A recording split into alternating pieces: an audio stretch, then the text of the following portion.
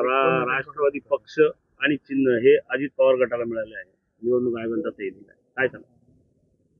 46 वर्षापूर्वी शरद पवारने आपल्या राजकीय स्वार्थासाठी आपले वरिष्ठ नेते स्वर्गीय वसंतदादा पाटील यांच्या पाठीत खंजीर खुपसला.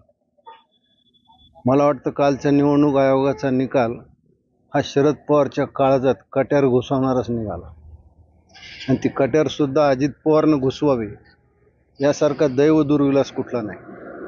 शरद पवारने आपल्या राजकीय आयुष्यात अनेक पक्ष फोडले, अनेक संस्था फोडल्या, अनेक नाती तोडली.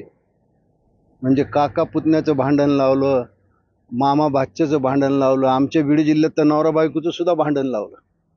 या शरद पवारने आयुष्यभर शाहू फुले आंबेडकरांचं नाव घेतलं, पण या महाराष्ट्रात जातीवादाची विषवल्ली शरद पवारनं पेरली, तिला खत पण शरद पवारनं दिलं.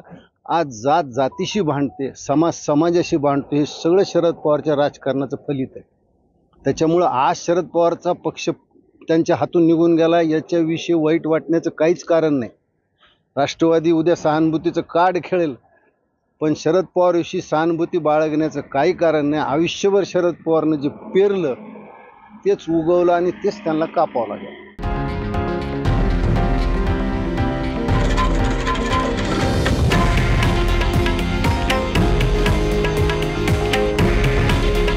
हे आहे देशातील नंबर 1 न्यूज नेटवर्क आणि आपण पाहत आहात TV9 मराठी.